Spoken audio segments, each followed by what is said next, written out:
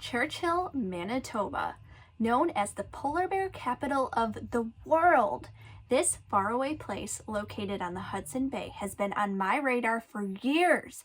It is the most accessible place to see polar bears in the wild, yet it is also expensive and challenging to get to. Churchill packages usually start at about $10,000 a person. However, I figured out a way to do it for nearly only a fraction of that.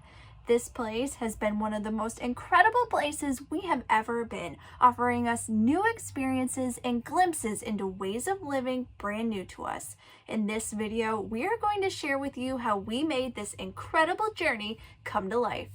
We are Kyle and Nicole, avid travelers from Michigan. In 2021, Kyle quit his job and we have been traveling across North America in our travel trailer while I continue to work full-time from the road. We love to create content showing amazing destinations, things to do, free camping spots, and RV life. We hope you will like, subscribe, and comment on our videos and join us for these fantastic adventures. You never know where we will pop up next.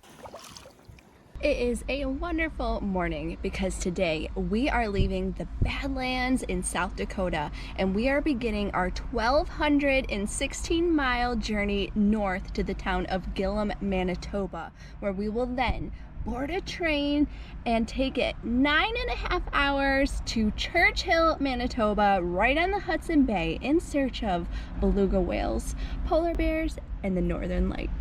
So you know we are actually from Michigan and would typically be in our travel trailer, but our truck needed some things fixed, and so we jumped on the opportunity to take our convertible, and we made a few stops along the way, and that is why we are leaving from the Badlands and not from Michigan.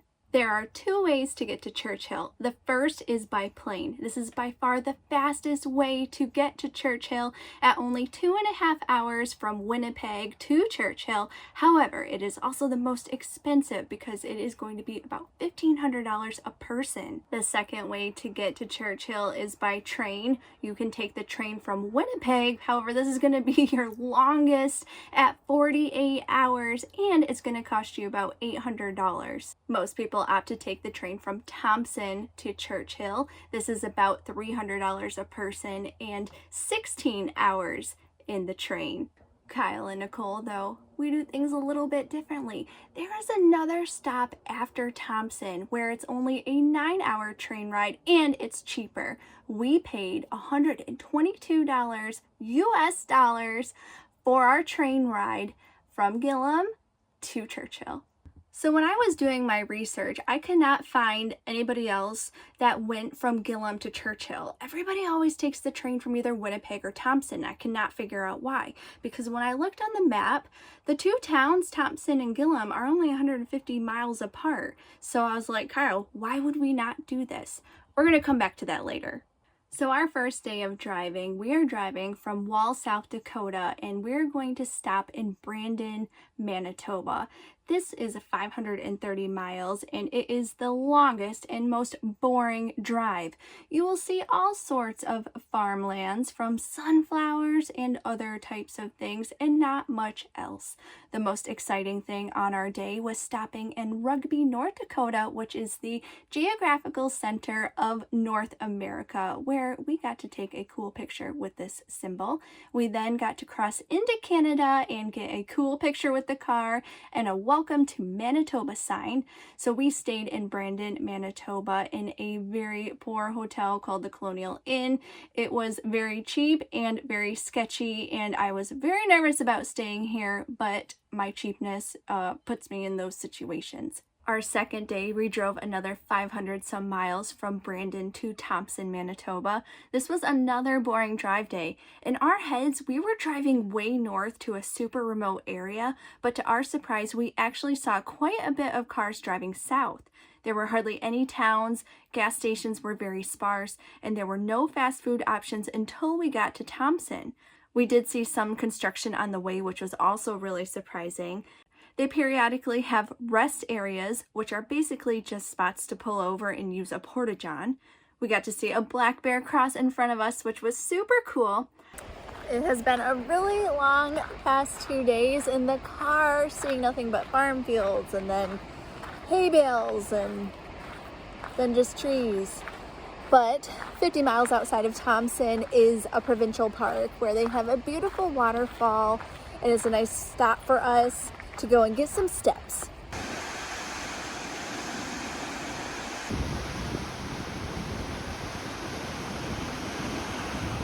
On the other side of the parking lot from the waterfall is a super cool suspension bridge that you can walk over the Green River and get beautiful views.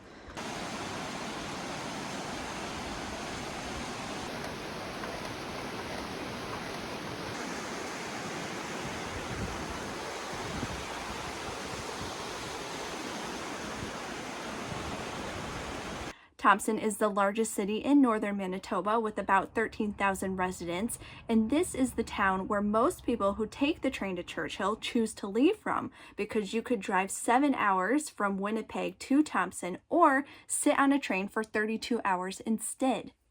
We made it to Thompson and we booked the Thompson Best Value Inn, and it is a huge room. It has a nice little living area, bathroom, and for the first time on our trip, we have a king-size bed.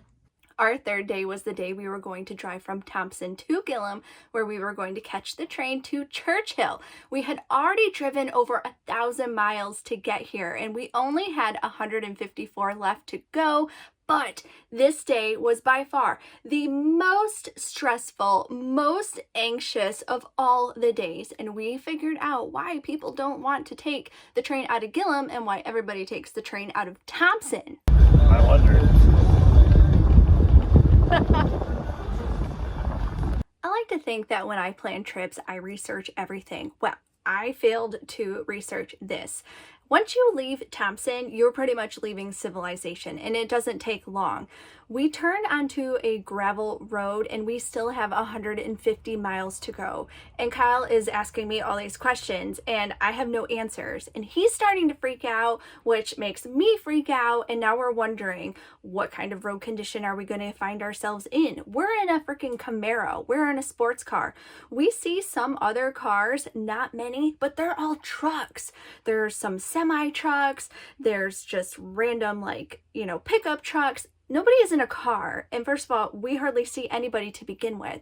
We are out in the middle of nowhere. Once we turned on this road where we had 150 miles left, there's no cell service, and so there's just a lot of freaking out. I'm not taking any video because I'm just hoping everything goes okay. We had already gotten a flat tire on our trip already. I don't want another one. The Camaro doesn't have a spare tire, and I don't know what we're going to do if we don't make it, and all of these things are just going through our heads, and it was a very, very, very long 150-mile drive to Gillam. Along the way, there is next to nothing to see. We did pass one turn where I think it went to a reservation. They may have had gas there. Our XM didn't want to play. The cars that we passed, they would give us weird looks, and a lot of them actually did wave. And we kind of were joking that a lot of the truckers probably had CBs and were like, oh, I just passed the Camaro. Oh, yeah, I just saw it, because we felt like we should not have been there. And I totally felt like I put us in a really bad situation. We did actually see a couple different road graders along the way, which helped make us feel a little better about our situation. We made it to Gillam! Once we made it to Gillam, we were so relieved. We got there at about 2 p.m. and the problem was our train didn't leave till 11:30 p.m. So we had a ton of time to kill in a town where there are only about 1,200 people that live there and doesn't even have a restaurant. We ended up finding the recreation center where we chatted with one of the workers for an hour. She gave us some things to do, which was really helpful to pass the time.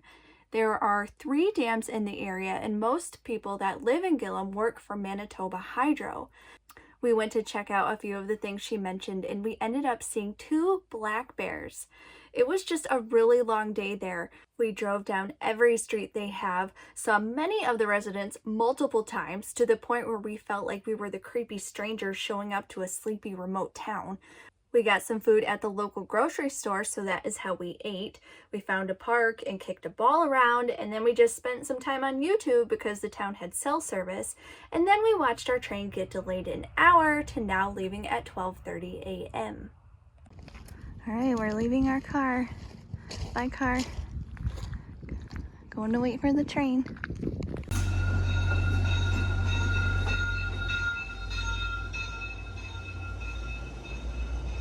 The train is operated by Via Rail, and they had very specific baggage requirements by class.